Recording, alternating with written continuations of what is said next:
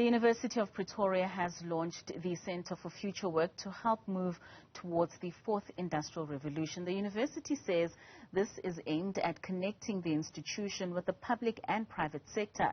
Now, to help us understand this, I'm joined by Professor Natasja Holtzhausen, who is the UP Director for the Centre of Future Work. Prof, welcome to News 3 PM, and thank you so much for joining us. No, thank you for the kind invitation, Katlego. I'm happy to be here. It's lovely to have you, Prof. Now, the conversation around digitizing our communities and the world at large has got many people anxious, especially when we think that robots will be taking over work when it comes to humans.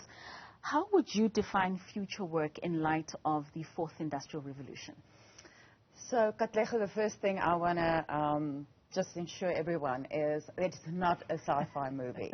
I think that is what should, I'm not worried about the future of work in terms of the fourth industrial revolution. Remember, we've had many revolutions, and we've adapted to every single one of them. And so we will adapt to this one. So yes, certain jobs will become obsolete, but a prediction is made by, for example, the World Economic Forum that already this year alone, 133 million new jobs will be created. So it is a question of how do we upskill, how do we reskill, retrain, and how do we ensure that we are ready? So within the future of work, also understanding for the various organizations as well as the various sectors, what does it entail? Because a one-size-fits-all approach will not work. It certainly won't work, Prof, but you speak of upskilling, and we do know that then there needs to be an effort that's put in from school level, secondary level, tertiary level, and as a tertiary institution, you're fully aware of that. How's that process going to work? So I almost want to say we're almost doing it the wrong way around, you know, starting with graduates, starting with alumni, but with that we should actually start, as we know, we have a lot of problems in terms of basic education. But if we consider that COVID had forced us into an almost unnatural environment. Right. So I almost think the children are born, it's in their DNA to be able to work with technology, which I definitely would not have been able to work at that age.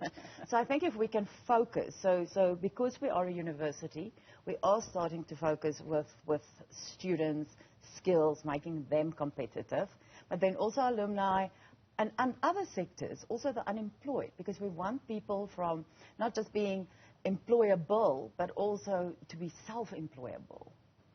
So hopefully we will, at some stage, it's just the launch, and in the years to come we will be able to also address primary.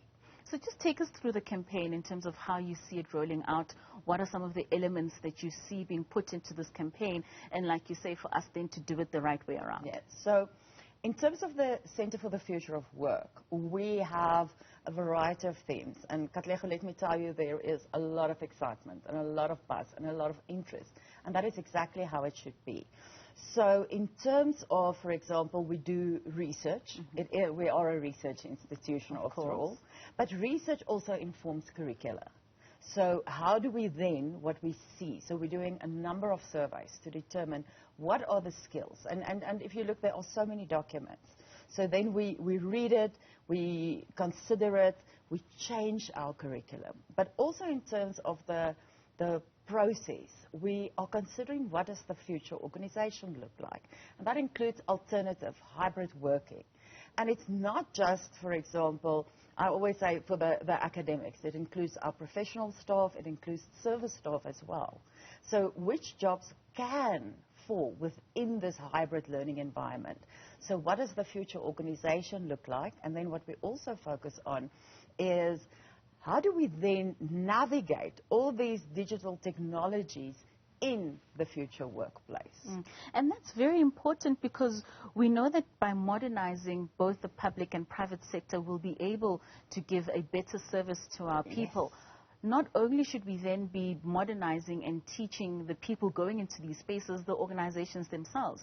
Do we see organizations trying to transform and putting themselves into a space where they would be ready to receive future fit employees? I think definitely our organizations. If I think of, I don't know if I can name organizations, but we're already collaborating with quite a number of organizations.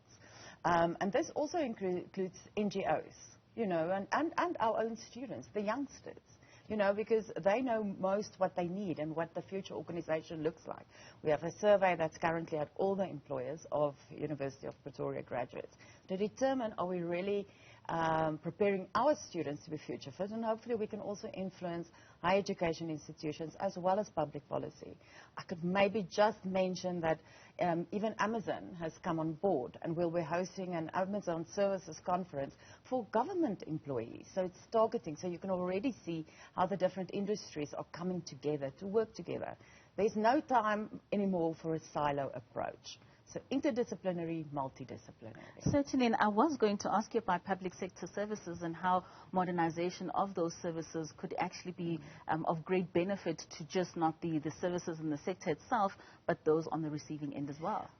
So digitalization, we already know through e-government. It has really brought around a lot of changes, some frustrations, also if you try to make an appointment for your license. But then also remember that, and this is what people need to remember, you can never, so we can digitalize as much as we want, but we can never, a robot, a computer will never take away that human touch.